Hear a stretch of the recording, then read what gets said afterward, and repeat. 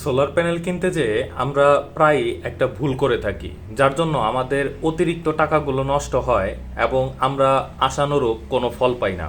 আজকের ভিডিওতে আমি আপনাদেরকে জানাবো আপনারা একটা সোলার সেট আপ করতে গেলে আপনাদের কি কি করতে হবে এবং কোন ভুলের মাধ্যমে আপনাদের অতিরিক্ত টাকাগুলো নষ্ট হয়ে যায়। প্রথমত, আপনি কোন টাইপের সেট আপ করবেন সেটা আগে আপনার নির্বাচন করতে হবে। প্রথমত, আমরা যে ভুলটা করে থাকি সেটা হচ্ছে আমরা 24 ভোল্টের যে সোলার প্যানেলগুলো বাজারে দেখতে পারি সেগুলোর দাম তুলনামূলক অনেক কম হয়। তো কম বাজেট নিয়ে যখন আমরা একটা সোলার প্যানেল বেশি ওয়াটের কিনে ফেলি, পরবর্তীতে একটা ভালো কন্ট্রোলার কেনার মতো বাজেট অনেকেরই থাকে না। তখন দেখা যায় মার্কেটে কম দামি যে কন্ট্রোলারগুলো রয়েছে, অর্থাৎ পিডাব্লিউএম সোলার চার্জ কন্ট্রোলারগুলোর দাম মার্কেটে তুলনামূলক অনেক কম, কারণ এটার কাজও বেসিক, যার জন্য এটার দামও কম। এজন্য দেখা যায় আমরা 24 ভোল্ট একটা প্যানেলের সাথে আমরা একটা পিডাব্লিউএম সোলার চার্জ কন্ট্রোলার নিয়ে নেই।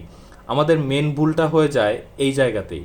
আপনারা যখন মার্কেট থেকে 24 ভোল্টের একটা প্যানেল সিলেক্ট করবেন আর সেই সাথে হচ্ছে বাজেট কিছু কমানোর জন্য এরকম একটা পিডাব্লিউএম কন্ট্রোলার নেবেন, সে জায়গাতেই আপনাদের বড় মিস্টেকটা হয়ে যায়। যেমন আপনারা যখন এটা 12 ভোল্টের ব্যাটারির সাথে কানেক্ট করেন তখন এটা 12 ভোল্টের সিস্টেম ডিটেক্ট করে।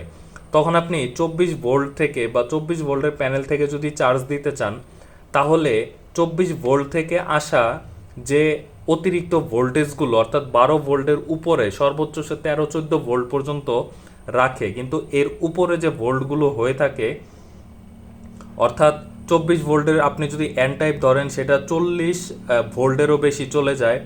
আর অন্যদিকে যেগুলো এন টাইপ ছাড়া অর্থাৎ নর্মাল বা অন্যান্য যে টেকনোলজিগুলো রয়েছে এগুলো কিন্তু 36 থেকে 38 ভোল্টের মতো চলে যায়। তো এই ভোল্টগুলো কিন্তু এই পিডাব্লিউএম কন্ট্রোলার টোটালি বাদ দিয়ে দেয়। সে শুধুমাত্র 13 থেকে 14 ভোল্ট বা 14.5 ভোল্ট পর্যন্ত রেখে বাকিগুলো কাট করে দেয়, যেখানে এমপিপিটি এই অতিরিক্ত ভোল্টগুলোকে এম্পিয়ারে কনভার্ট করে দেয়। অর্থাৎ 24 ভোল্টের একটা প্যানেল থেকে আপনার নর্মালি ওপেন সার্কিট ভোল্টেজ যেটা, সে জায়গায় আপনার আসার কথা ছিল 11 থেকে সাপোজ 12 এম্পিয়ার, এটা হচ্ছে 24 ভোল্টে। এবং যখন এটা এমপিপিটির মাধ্যমে আসতো তখন এই 11-12 এম্পিয়ার কনভার্ট করে হয়ে যেত প্রায় 18 থেকে 20-25 প্যানেলের ক্যাপাসিটি অনুযায়ী সেই এম্পিয়ারে।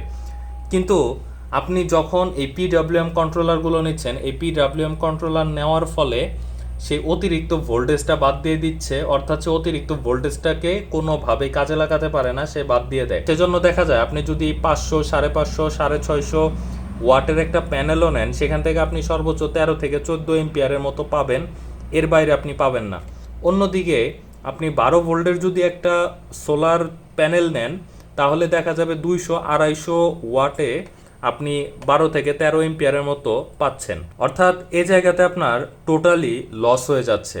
তো ফাইনালি কথা হচ্ছে, আপনারা যখন 12 ভোল্টের সেট আপ করবেন তখন আপনি অবশ্যই একটা পিডাব্লিউএম সোলার চার্জ কন্ট্রোলার নেবেন, কারণ 12 ভোল্টের মধ্যে আপনার একটা প্যানেল থেকে আসে 18-20, সর্বোচ্চ 21-22 এরকম আসে।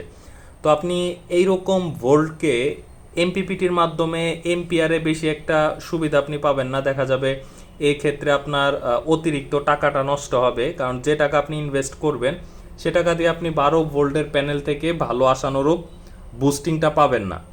আর অন্যদিকে হচ্ছে, আপনি যখন পিডাব্লিউএম সোলার চার্জ কন্ট্রোলার নেবেন 12 ভোল্টের প্যানেলের জন্য, তখন দেখা যাবে সে এই প্যানেলের হাইস্ট যখন রোধ থাকবে তখন দেখা যাবে এরকম পিডাব্লিউএম যে সোলার চার্জ কন্ট্রোলারগুলো আছে এগুলো প্যানেল থেকে বেশ ভালো পরিমাণে আউটপুটটা টেনে নিয়ে আসতে পারে।